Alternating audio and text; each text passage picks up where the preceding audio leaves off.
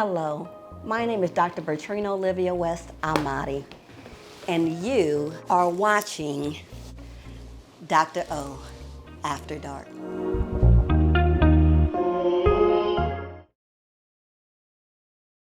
Hey y'all, hey, it is me, Dr. O. Thank you for joining us for another episode of Dr.O After Dark. Y'all like my After Dark voice? That Corona said After Dark. I'm working on my radio, my smooth.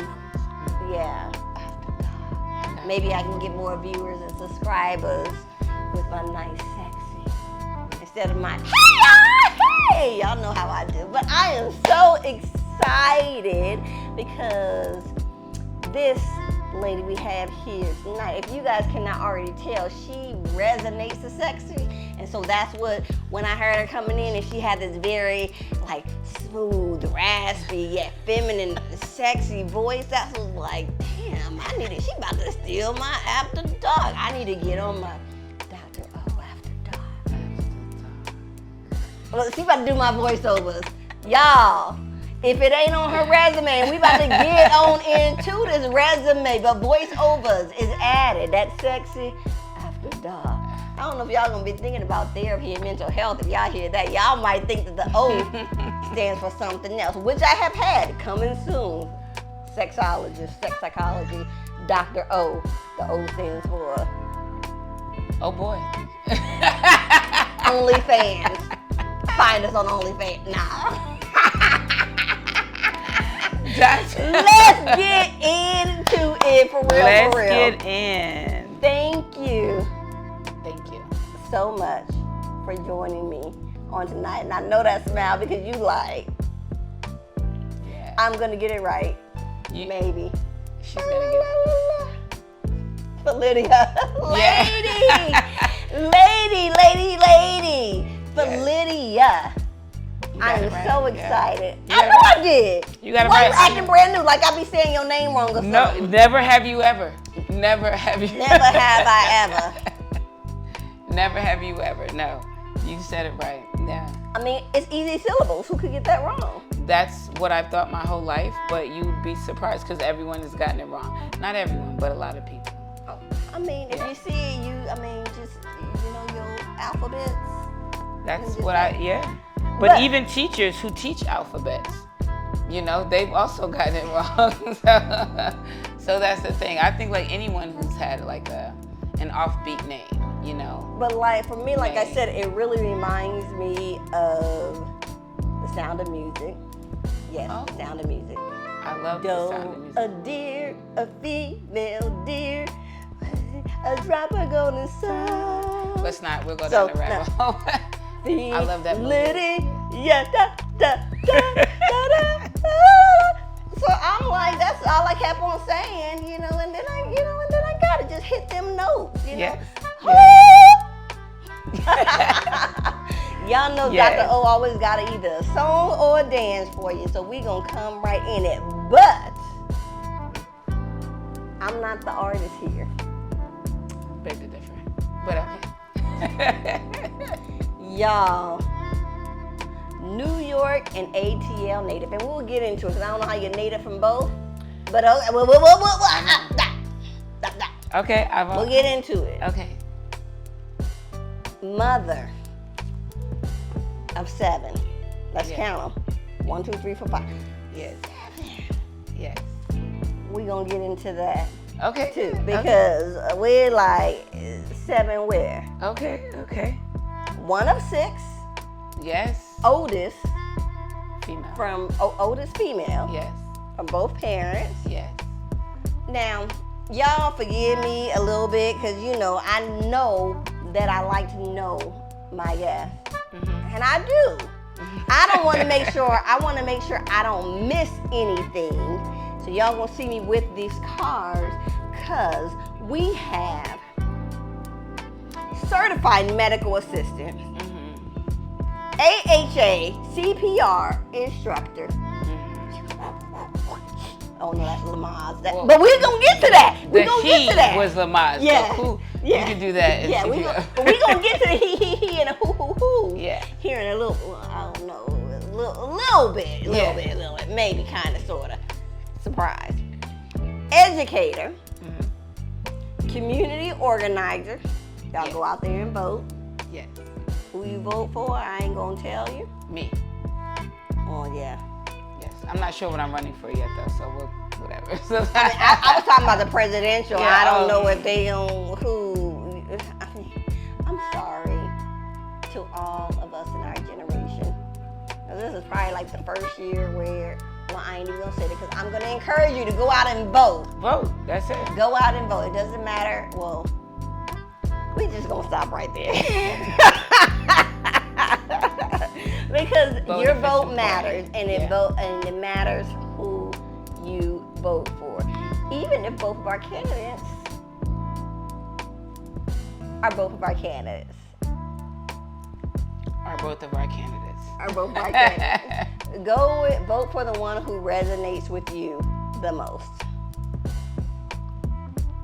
T on that. Or independent.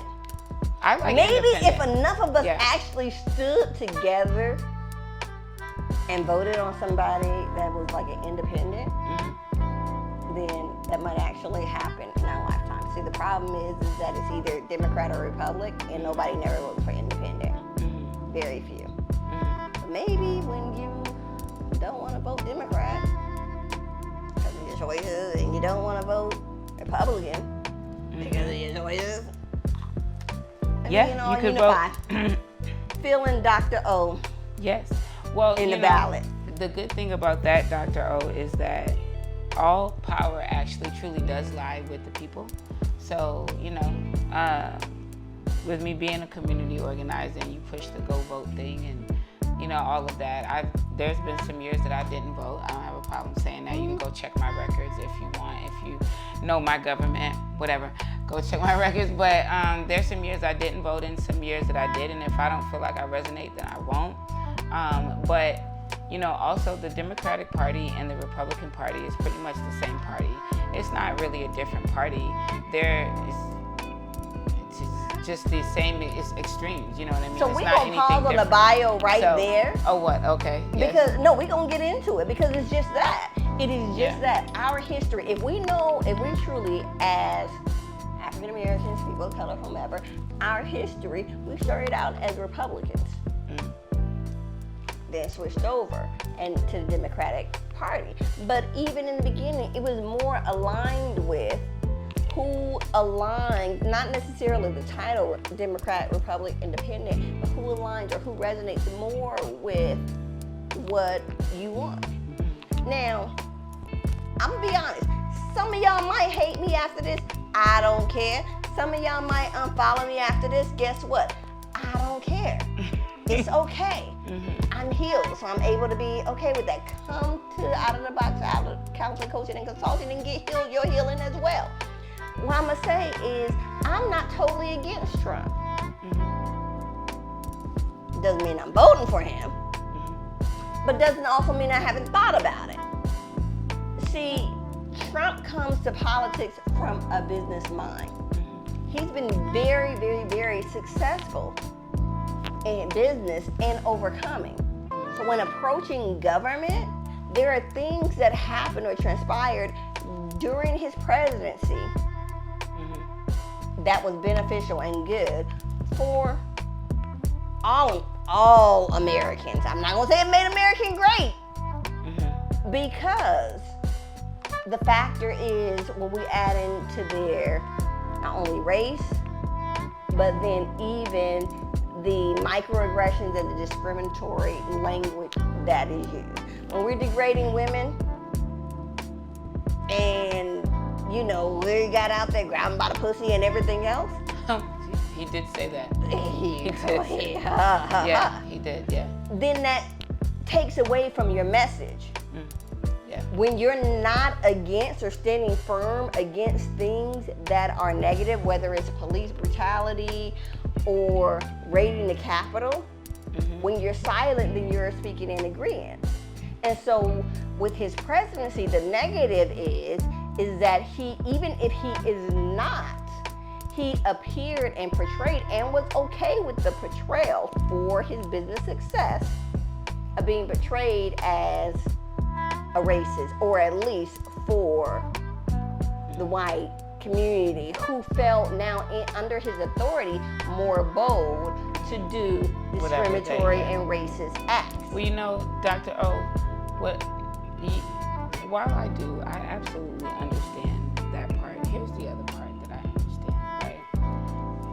First of all, let's just say this. Donald Trump is hilarious. One of my favorite characters, okay? Donald, if you're out there, one of my favorite characters. And I say that because he's a character, right? All the world is a stage, right? That's a thing that we know from Shakespeare, right? And it's a very deep truth. All the world is a stage, and Donald Trump is also just one of the characters playing a part. If we're talking about the U.S. and, you know, America and all of that, and, you know, the two-system party that we have here with the side party of the independent, I would encourage our people of America, citizens, whatever, to explore all of their options, you know, because we are, when you know, our people have said, you know, all power to the people, you know what I mean? That's what that means. It's like all power really lies in us. People, it's yes. you and not they, black all people the time. or it's white not about people right. or Asian it's just and people. Hispanic. It's us and the people. The powers that be want us to believe that we're separate on all of these different things and all of these different issues, but we're really not. If we live on the same fucking rock together, which is Earth, and we do, you know, then we are all one fucking people. And we have to start thinking in terms of not about a party or a system, but about who is going to help usher in the new ideas that we need for a global community. And I don't mean a, like, you know, new NWO. I don't mean that type of, you know, world system, like New World Order, like, you know, Mark of the Beast type, you know. Unified. Yes, but a more unified, really just an understanding that nothing happens under God's sun without our somewhat allowance and participation. Well, and that's you understand? I do, so, because like, we already been given choice. We've been given choice and we've been given free will. So with the whole party system and all of that in the U.S., like, it's some bullshit. We just gonna go there. It's some bullshit. Whether you're Republican, whether you're Democrat, if you run as either one, all you are doing is learning what the majority of the people right now are looking to be inspired by or affected by, and those are the things that you are going to push as your running points, because you want those votes. And so, and for Donald Trump, if you know how to sensationalize people, and we as a population can become sensationalized very easily, then it's very easy to control that narrative. What sensationalizes people? Well, making me feel superior than you. Now I'm sensationalized. You know, now there's a disparity. Now there's an injustice. Now there's a thing to fight about. You know, but really at the end of the day, fuck all that. We don't have food. Everybody's not fucking eating. That's an injustice. While we talking about storming a Capitol or anything like that, to talk about what? Are we talking about the kids that are not eating, that go to school and can't focus? I'm a teacher. What are we talking about here? Most are not. Right. They can't focus because they're not eating. They can't eat because their parents don't have enough wherewithal to understand what they need to do to consistently provide food and shit for them. Why are they not able to do that? Because there's a government and a whole society that's telling you there's some other shit that's important and it's not your family. Because that's your problem. Yeah. That is, and by yours, we look at through the history. Since they let us free, it has been systematic things put into the system that says you're still beneath us. Food stamps, government assistance, all of that being created to say that you still need us and you're less than. So if your child is struggling, your child can't have food, and let's call it what it is. We're not even gonna say BIPOC, minority, because it's not with all of the minorities. You know, I just learned what BIPOC was. We'll go there in a minute. Please continue. It's not. It does not affect everyone. It is specifically a Black American problem. and a lower income white folks problem who is considered as things like trailer park trash and everything else. When you fit within that low income bracket, that is away from the trust funds and the educated and the But I tell you, a problem for the Black community, for the African American community, for the indigenous communities, for the people of color communities, is a problem and an injustice for all communities. And I promise you that. That is not that is a truth. And if it was any other people, I would say the same. For one of us is injustice for all of us. Yes, I don't know whatever that person was who said that. Forgive me, but I know it was someone important, but it escaped me because I'm on fire. Important. Yes, but no, but it really that's true. That's truth, and I truly do mean that. So if I see a kid hungry, I don't care what color that kid is. It doesn't matter. I don't care what race that color. Kid is. I'm gonna feed that kid. I'm gonna feed that, human, that person. It doesn't matter. That's about humanity.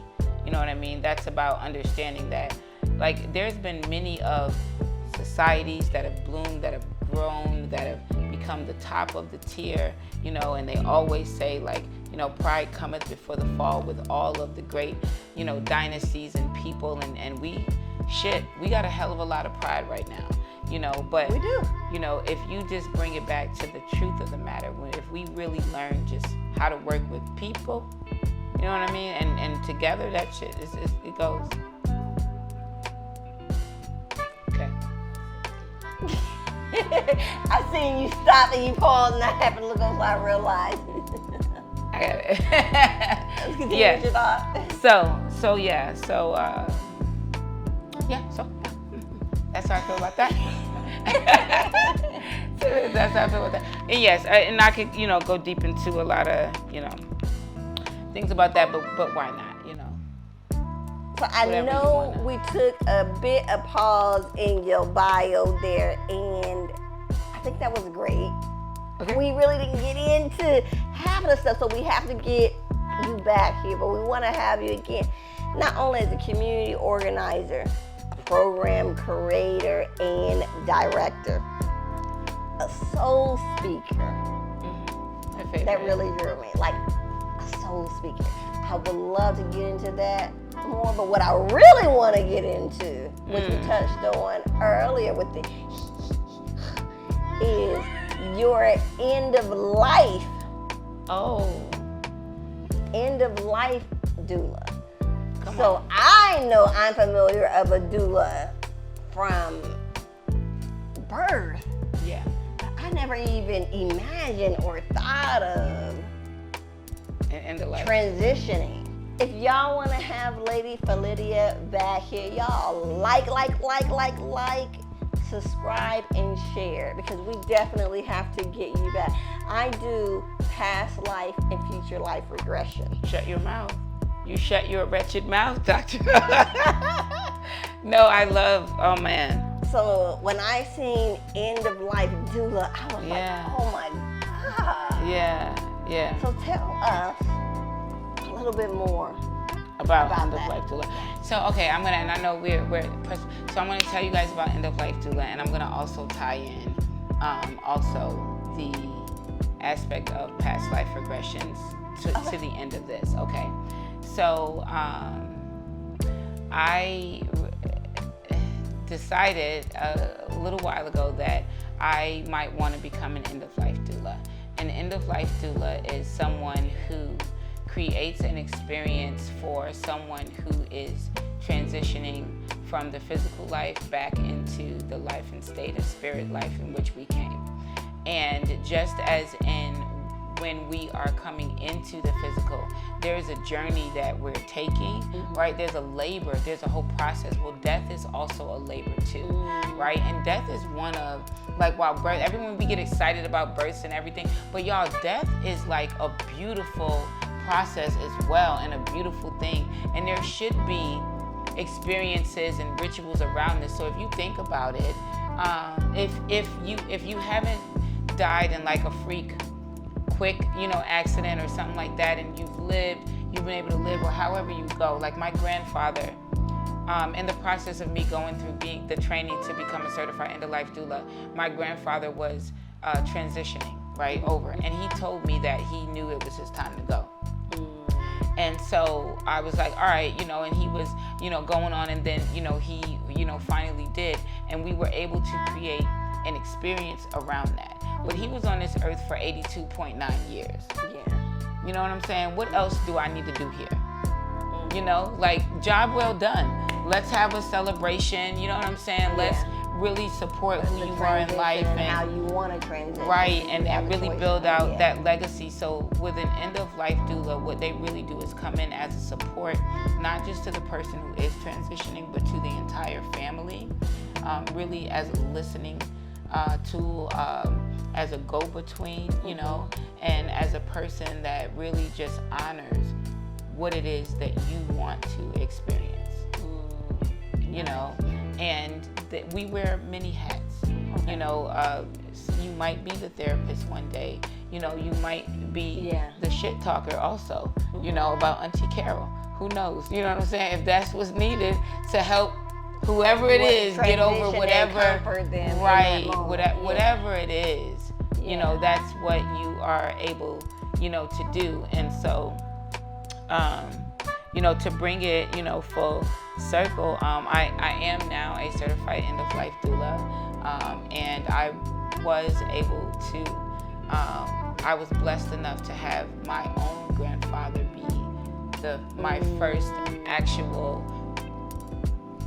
client. Whatever, it's so weird to say client, as since I've gone through that process, right? But my grandmother, which was his wife, was actually the person that introduced me to this. Wow. Do you understand? And she did this when I was about 17 years old. Wow. She called me out to the Dixie Hills of Atlanta, which is my father's side of the family's, town here, right? When so you that ask explains me, the New York how can and I be ATM from native. New York and from Atlanta at the same damn time? And that's how I can be from it at the same damn time, because while I was born in Queens, New York, and grew up there, every summer we were down here in Atlanta and South Georgia visiting our family down here. That's the same thing with Seattle and Baton Rouge, Louisiana, when y'all say, how y'all yes, my daddy is so side of the family. Yes, and so when anyone, needs taking care of, my grandmother called me out to help with this. Okay, and again, I told her this was not my life. I literally told her straight up, Grandma, this is not for me. I'm not doing this stuff. I got fancy stuff on my plate. This is not for me. Oh, she fancy. I got fancy stuff on my plate, Grandma. But she had a way of like calling me little girl. Yeah. And bringing me right back down to size. And so she introduced me, to this, and I wouldn't know how this would grow in my life, but she did. And so to bring it back full circle, another time when I was transitioning in life, I decided to have an end-of-life regression done because I was having so much indecision about or strife about a decision that I needed to make in life. And I needed to understand what were the factors that were affecting this lifetime that were karmic. Got it. Right? Does that make sense? Right? I know all of y'all vibey people out there. Y'all know, right?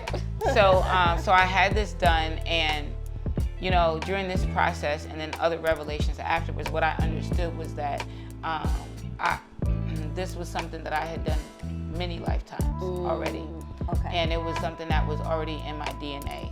And it was also in my soul family's DNA, which was my grandmother, which is that ancestral tie,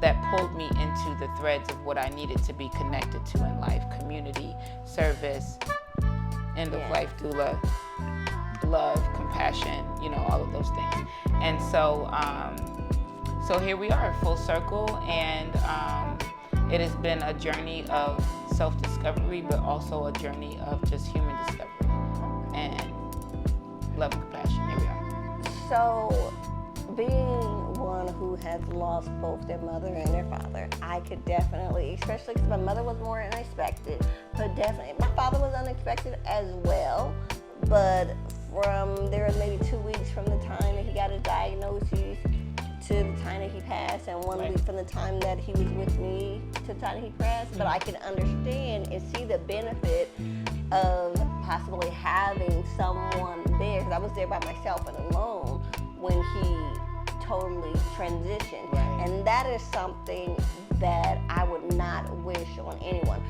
My father did not pass away like we see in the movies of where, okay, we're all gathered around his bedside, and no, my father was jerking and this and that, and I'm trying to hold him and, and push me out of the bed, and he did not take his last breath literally until I was sitting there and I'm like, okay, Dad, I know we didn't have the best relationship because of some things that happened in my early childhood. But I know and I recognize that once these things happen in your life, how you became a better father and a better grandfather to my sister and I's children. And it's okay. It's okay. I love you, I forgive you, and it's okay. And when I said I forgive you was when he took his last breath. I didn't even recognize that, but the priest did, who was in there with me. But again, up until that point, my dad was like, oh, yeah, I'm ready. It's okay. I understand. It's okay, baby. I wasn't necessarily ready, but he was ready. So I was so shocked when I seen him kind of more so like fighting it and everything. And so with that, I can understand the importance of possibly having an end-of-life doula there to not only help me in that detrimental moment of processing through the transition, but even as we're getting, we know that we're on the latter end of this. I'm 80 plus years old. We know it's coming. And so this is how I want to go, and being able to have that support. So for those who want to know, how can they find you to find out more information about all of the things, including the end-of-life doula? So on Instagram, they could contact me at Sage, SAGE _ the letter N _ the word silver. You could email me at hawk, like the bird, innovations training @gmail.com, and that's my education company. And if you want to follow me like in the community and some of the work I'm doing there, you can follow me at New Era Atlanta as well on Instagram. And there'll be some more, places, Agriculture's United. There's a bunch of stuff we got going on out here. Y'all make sure y'all follow my girl on but all Sage and Silver, mainly platforms. On all platforms. And it's listed right down here at the bottom. Is that how they do this thing? And then they magically pop up. Thanks to my producers and editors. Follow her on all social media platforms. Yes, absolutely, yes. And y'all make sure you follow, like, and subscribe to Dr. Olivia West on all platforms. And I will see you on the next episode. Dr.O After Dark. She created my new jingle, y'all. Y'all just stay tuned. So wait, before we go, I want to tell you about the DJ voice, right? So I recently took a class. Shout out to Chris Voss. If you guys don't know who Chris Voss is amazing. He was a hostage negotiator for the FBI. Plug this shit in Delano, I promise you. And he gives classes on negotiation techniques, right? Chris Voss. So one of the other things that I do is I work for Delta, love Delta. And while I was on a flight recently, I did one of his master classes, which was on the art of negotiation. And during the art of negotiation, one of the things that he talks about is the DJ voice. That's not like you that's her natural voice. Yeah, that's Nakia's natural voice. You need to, know how to change them different voices. But what it does is when you I don't even know I'm doing it like all the time, but what it does is it kind of brings people in. And it calms them down. And it calms them down. It brings them into the speed that you really want to communicate with them on. And so shout out to Chris Vars. I'll be trying out his techniques all over the place. All right, Chris. All over the place, yes. But great stuff. Dr. O, thank you so much. It's been amazing. I appreciate the honor. Thank you too, as well. Until next time. Till next time. We'll be back.